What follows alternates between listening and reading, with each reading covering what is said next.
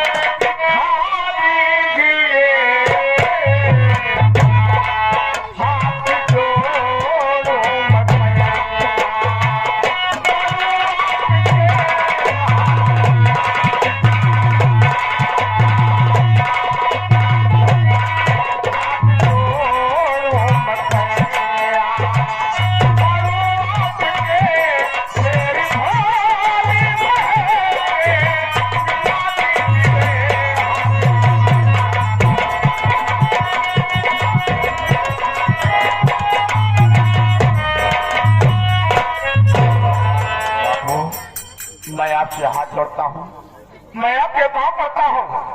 अगर आप मेरी अंधी बहन को जानते हैं, एक बार इस पर नसीब भाई से मिला दो। बेटा चंदन, आज सुबह मैं कोर्ट जा रहा था तो तुम्हारी अंधी बहन रोड पे इधर उधर टहल रहे थे। हाँ, और रहमान ये नहीं समझ पा रहा था कि ये लड़की किस तरफ जाएगी, और दुर्भाग्य से तुम्हारी बहन का एक्सीडेंट हमारे। ये क्या करे, मेरी बहन का एक्सीडेंट हो गया? हाँ, कहाँ है? मेरे किस हालात में है? एक्सीडेंट होने के बाद उसके सर से काफी ब्लड निकल चुका था और सड़क पर ही बेहोश हो गई थी। तुम्हारी बहन को अस्पताल लिया गया, अस्पताल में भर्ती कराया, उसका इलाज हुआ। उसके बाद उसे होश आ गया। होश ही नहीं, तुम्हारी बहन के सर में चोट लगने के कारण उसके दिमाग और आंख पर भी असर पड़ गया। इसलिए परमात्मा ने उसके दोनों आपकी रोशनी भी वापस कर दी। आज आपके मुखारबे से सुनने के बाद मुझे बड़ी खुशी मिली। मेरी अंधी बहन दुनिया देखने लगी, लेकिन मेरी बहन है कहाँ पर बापू? बेटा चंदन, मैं तुम्हारी बहन को अपने साथ लाया हूँ और अभी इसी वक्त मिलाता हूँ तुम्हारी बहन। कहाँ है मेरी बहन? बेटी किरण, देख तेरा भैया चंदन तुम्हारे लिए कितना बेटा।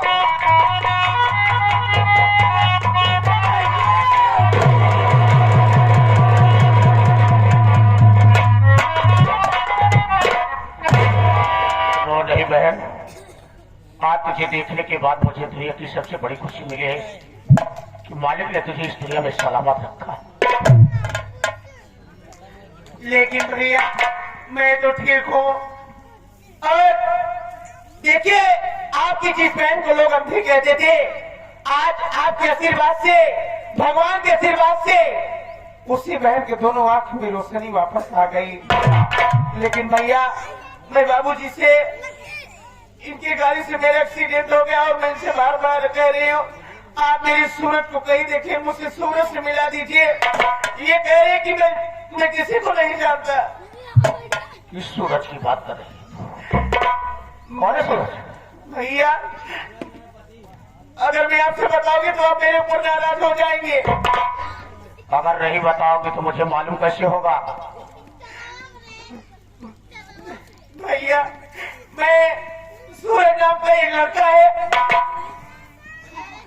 मैं उससे प्यार करती हूँ। जी में आता है कि तेरा गला दाब पर इसी जगह पर मार डालूं। लगता है तो वो मेरी बात को भूल गई।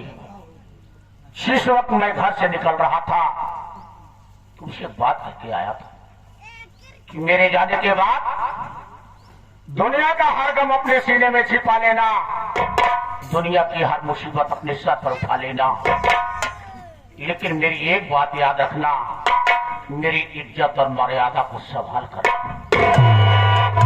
लगता है तो मेरी मर्यादा को मिट्टी में मिला दिया।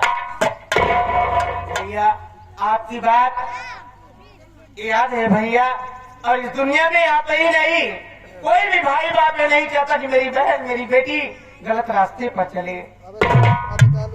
भैया आज भी आपकी बहन किरण गंगा जल जैसे पवित्र है भैया, लेकिन मैं जिस सूरत की बात कर रही आप नाम सुनते ही भड़क गए भैया। आज उसी सूरत की देन है भैया, मेरे आंख में रोशनी नहीं थी, लेकिन मेरे सूरत जब तक मेरे साथ था मुझे कभी एहसास नहीं होने दिया कि मुझे रास्ता नहीं दिखाई देता है।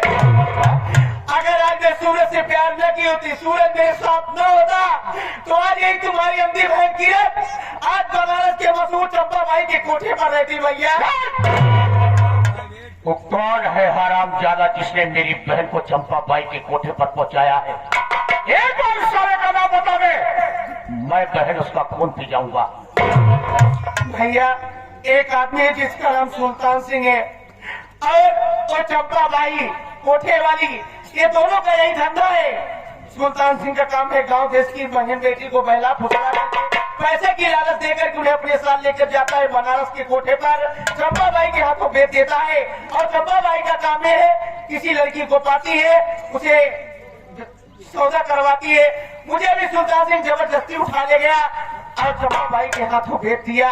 चंपा बाई मुझे देखी तो मेरा सौदा कर दिया, जो मेरे साथ सारी रात बिताएगा कीमत देगा। न जाने कहां से सूरज खबर पा गया, अपना भेष बदल कर कोठे पर आया, मुझे देखा, मुझे पहचान गया और मौका पाया रात ही रात कोठे पर सिलवा करके चला आया। काफी दूर उसके साथ पैदल आई, मेरा पैर दर्द करने लगा, मुझे भूख लग गई। मैं सूरज से बोली, सूरज मुझे कुछ खिलाओ नहीं मेरी जान निकल जाएगी। सूरज खाना लेने खातिर गांव में चले गए, काफी देर हो गया नहीं आए। मैं देखते देखते उठ गई तो मैं सूरज को ढूंढने जा रही थी, मेरा गाड़ी का एक्सीडेंट हो गया। वाह बहन, कोई इंसान नहीं होती तेरी जिंदगी के लिए भगवान है, जिसने तुझे चंपा बाई के कोठे से बचाया। मैंने उसे देखा तो नहीं है बहन, अगर तूने उसे सच्ची मोहब्बत किया है तो उसका एहसान है कि तेरे ऊपर जिसने तेरी जिंदगी को बचाया है। भैया मैं आपके घर की नौकरानी थी, लेकिन फिर भी हर रक्षाबंधन का आपकी कलाई में राखी बांधती थी, और कभी भी मैं आपसे कोई तोहफा नहीं मांगी भैया। अगर आज अपनी बहन को अपने दिल से चाहते हो, मुझे मानते हो, तो तोहफे के रूप में भैया मेरे सूरज को मुझे ढूंढ करके लाओ।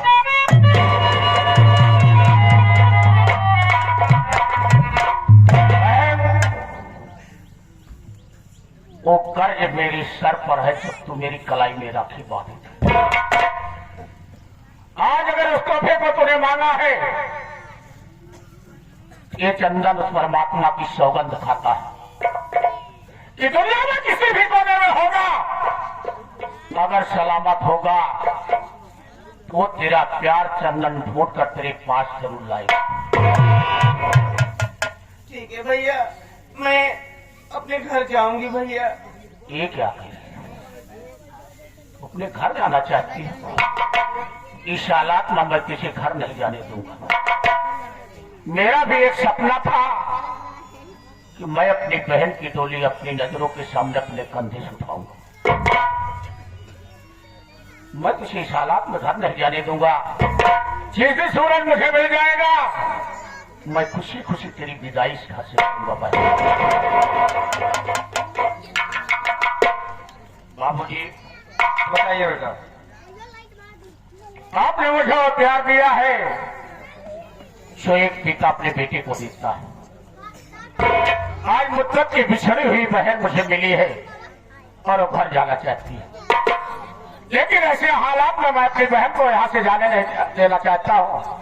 अगर आपकी इजाजत हो, कुछ दिन के लिए बहन को यहीं पर रहने दीजिए, जब इसका प्यार मुझे मिल जाएगा मैं सूरज के साथ इस घर से इसकी विदाई कर दूंगा।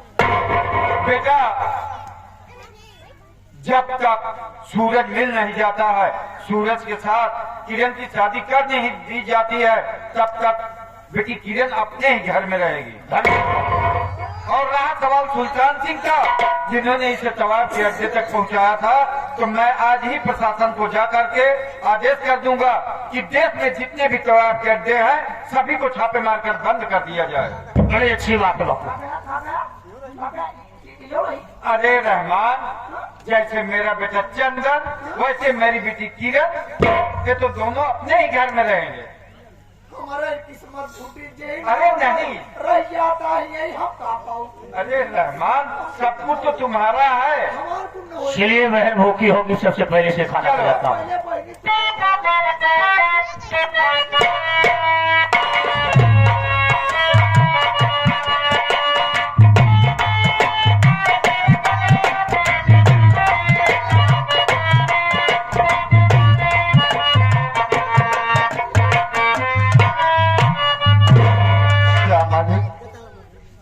सुल्तान ने मेरी झोपड़ी भी जला दिया।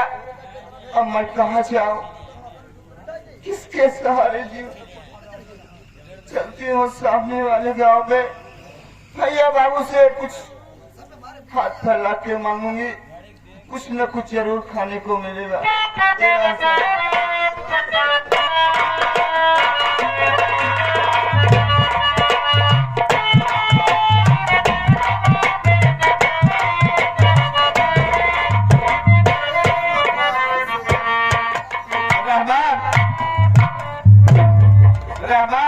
आज मैं बहुत प्रसन्न हूँ, इसलिए कि अपने जिंदगी में कहा एक औलाद के लिए तरस रहा था, आज मेरे पास एक नहीं दो औलाद है, बेटा चंदन और बेटी किरण।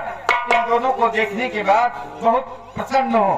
आज छुट्टी रहेगी, जाओ घूमो टहरो ऐश करो। नहीं घूमे डाले न जावा। क्या करोगे? हमको केवल 50 रुपया का बस था।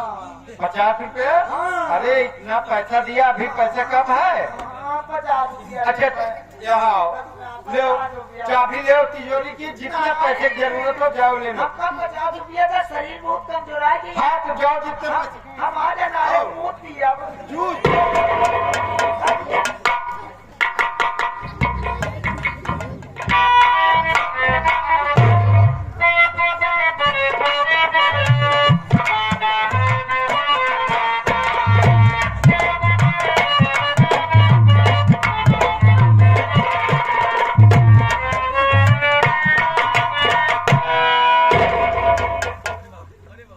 मालिक,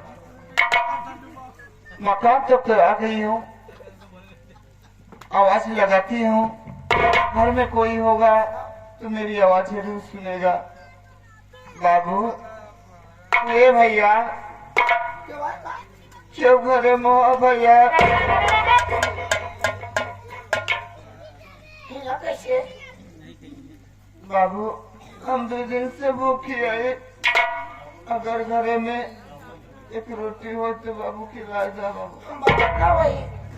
बाबू अंदर आए, हम बाबू लड़के आई। बाबू अंदर है? हाँ बाबू अंदर आए, बाबू हम अंदर करे रही थी। भैया, हाँ? बाबू जी से कह के एक रोटी दिया जा, बहुत तेज भूख लाग बाबू। ये बोली अम्मा,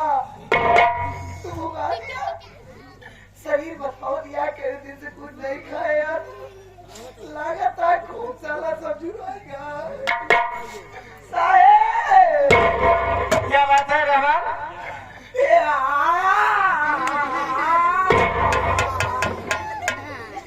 अरे कुछ गाना चाहते हो क्या, कि कुछ कहना चाहते हो? कोई बात नहीं, एक गाना गाना चाहते हो तो गा लीजिए। नहीं गाता नहीं गावत है। क्या कहना चाहते हो? एक की महिला बुढ़ापा आई है बेचारी, तो आज यार हम कई दिन से कुछ नहीं खाए, हमका बात यार बाबू तो हम बाबू न भाई बाबू अंदर आए। हाँ, ठीक कहा तुमने। लड़का ही हाँ, कहते हमका कुछ खवाए जा, कहते अपने किया बात कुछ नहीं बना है। अरे रहमान, जाओ उसको सम्मान पूर्वक इज्जत से लिवाओ और उनसे भोजन करवाओ, उसके बाद उसको भेज देना। फिर ठीक है, आप बच्चे मिलवा देते। बढ़िया हुआ। सामान लेके आया। सामान हाँ साहेब, कहीं सामान लेके आओ तो कहते अंदर लेके आओ। भैया हाँ हम खाए बड़े खुदा अरे रहमान, मैंने कहा सम्मान पूर्वक। अच्छा सामान, हाँ अरे सामान कहाँ मिल जा, मिल जा, सामान न लगी अच्छा।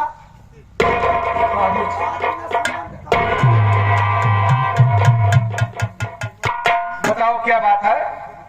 बाबूजी मैं 2 दिन से बहुत भूखी हूँ, खाने की दाने नहीं है बाबूजी। गाँव में भीख मांगी लेकिन मुझे कहीं एक रोटी नहीं मिला बाबूजी। आपका घर दिखाई दिया तो मैं चली आई बाबूजी।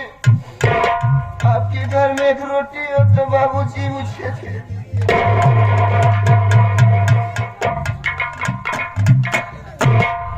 घबराओ नहीं, तुम्हें खाना जरूर मिलेगा, लेकिन तुम अपना नाम, अपना पता, अपने परिवार वालों के बारे में बताओगी तो तुम्हें खाना और कपड़ा सब कुछ मिलेगा। क्या बाबूजी मैं अपना नाम कब बताऊंगी तो आप खाना देंगे? हाँ हाँ बिल्कुल दूंगा। ठीक है बाबूजी। बताइए।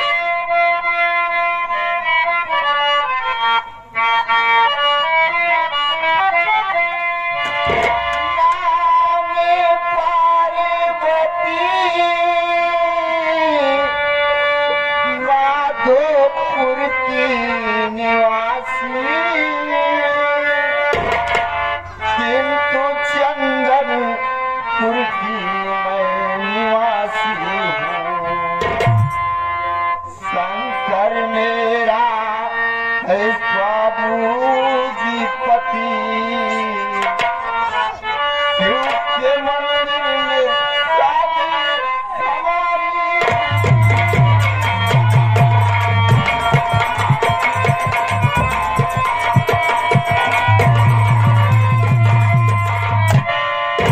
बाबूजी तेरा नाम पार्वती है। बाबूजी माधोपुर की रहने वाली थी किंतु मैं चंदनपुर में रहती हूँ बाबू।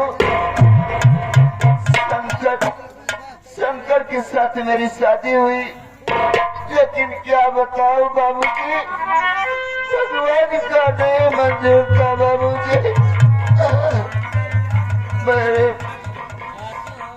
स्वामी मुझे मेले में ले गए और उसी मेले में मुझसे बिछड़ गए।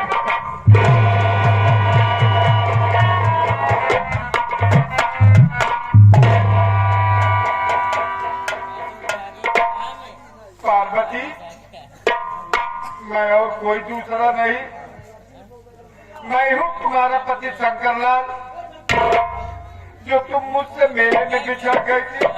पार्वती, मैंने तुमको बहुत खोजा, बहुत ढूंढा, तुम्हारा कोई पता नहीं लगा। हाँ मैं ही तुम्हारा पति शंकरलाल।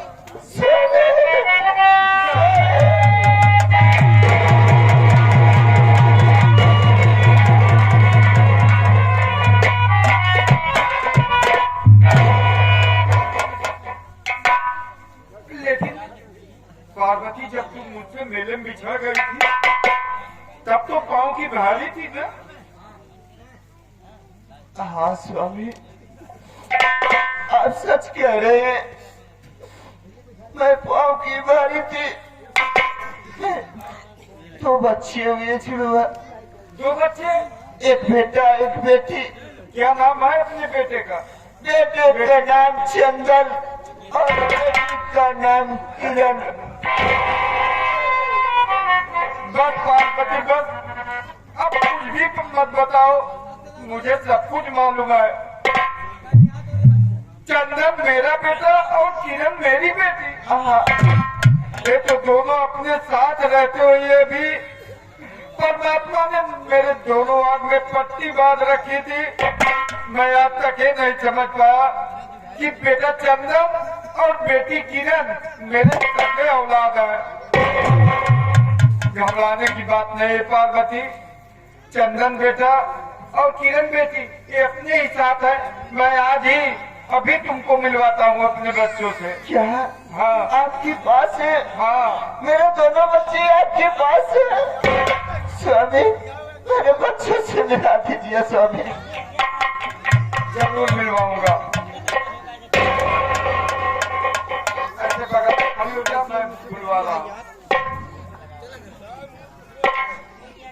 रहमान रहमान, आज 20-25 वर्ष के बाद मेरी पत्नी पार्वती मुझको मिली है और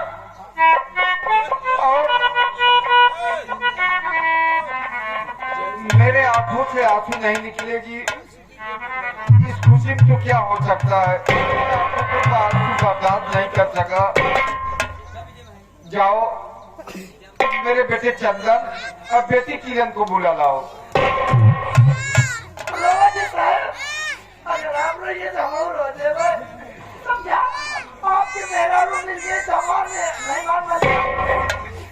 रहमान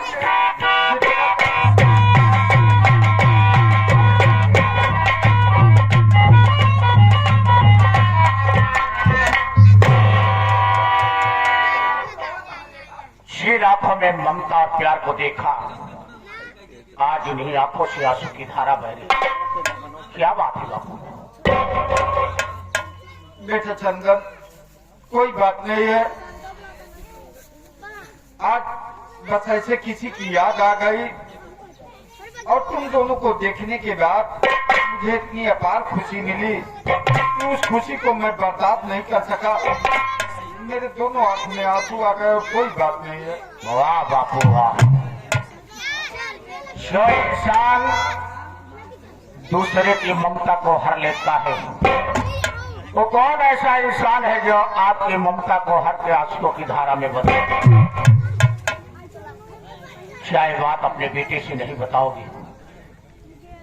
बेटा चंदन, कोई भी इंसान कोई राज कोई बात अगर ये अपने औलाद से नहीं बता सकता है तो किससे बताएगा? वो बात क्या है बापू जिसने आपकी आंसू में आंखों में लाया है? ये आंसू का कारण मैं जानना चाहता हूँ। चंदन बेटा, जिस वक्त आप मेरे पास आए थे तो यही बता रहे थे कि मेरे घर में मेरी सौतेली माँ है जो सगी नहीं थी। मेरे पिताजी ने घर से बाहर कर रहे थे तो यही कह रहे थे कि तुम मेरे सगे औलाद नहीं हो। मैं तुम्हें काशी विश्वनाथ मंदिर में पाया था और तुम्हारी सगी बहन नहीं थी जो नौकरानी थी। चंदन, तुम्हारी सगी माँ है, तुम्हारे सगे पिताजी है और तुम्हारी सगी बहन भी है। मैं आज ये सोच रहा हूँ कि मैं तुम्हारे माता पिता, तुम्हारे परिवार वालों, तुम्हारी बहन से तुम्हारे परिवार वालों से तुमको मिला दो। और जब तू अपने परिवार वालों से मिलेगा, अपने सगे माता पिता से मिलेगा तो मेरा चंदन बहुत खुश होगा। वाह बापू, क्या इस बदनसीब के किस्मत में यही मालिक ने लिखा है कि जो मुझे प्यार देता है एक दिन वो अपनी नजरों से दूर कर देता है? नहीं बेटा, अब तो तुम कभी भी हमारी नजरों से दूर नहीं रहोगे, सदैव मेरे पास ही रहोगे। बड़ी असंभव वाली बात आपने कहा। अभी अभी आपने अपने मुखारबिंदों से कहा कि हमारे माता पिता इस दुनिया में सलामत है, मेरी बहन इस दुनिया में है। इतने दिनों के बाद जब मेरे माता पिता मेरी बहन मुझे देखेगी तो दौड़कर मुझे अपने गले से लगा ले और अपने साथ में मिलाकर मुझे चले जाएंगे। जिस वक्त मैं आपको छोड़कर जाने लगूंगा, इस दिल पर क्या गुजरेगा? भगवान के लिए ऐसी बात मत बोलिए बेटा, मैं तुम्हें सदैव अपने पास ही रखूंगा। लेकिन मेरे माता पिता मेरी बहन है कहाँ पर, जानना चाहता हूँ। जरूर मिलवाएंगे।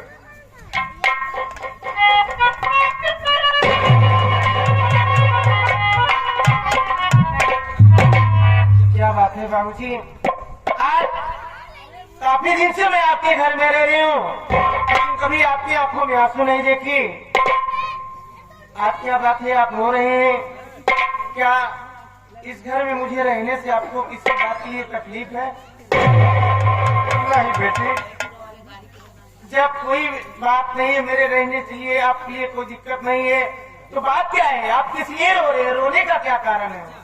बेटी जब तुम मेरे घर पे आई थी तो यही कह रही थी ना कि घर में मेरी बूढ़ी माँ है जिसका नाम पार्वती है, हाँ वो अक्सर बीमार रहती है। बेटी तुम्हारी माँ पार्वती है, तू सही कह रही थी। तुम्हारे पिताजी भी हैं और तुम्हारे भैया भी हैं, ये हमारा पूरा परिवार है। मैं ये सोच रहा हूँ कि बहुत दिनों के बाद जब मेरी बेटी अपने पिता, अपने माता, अपने भाई, अपने परिवार वालों से मिलेगी तो मेरी बेटी बहुत प्रसन्न होगी। ये आप क्या कह रहे हैं? मेरी माँ तो है, लेकिन मेरे सगे भैया और पापा नहीं है। बेटी आज मैं तुम दोनों को तुम्हारे माता पिता, तुम्हारे परिवार वालों से जरूर मिलाऊंगा। ये आपका घर है, लेकिन मैं सबसे पहले मैं अपने पापा को देखना चाहती हूँ कि मेरे पापा कहाँ है और कैसे, और हम लोग को छोड़ करके क्यों चले गए?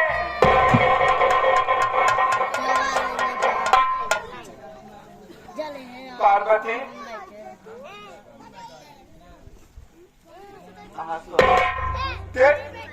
ये अपना बेटा चंद्रन और ये अपनी सगी बेटी किरण।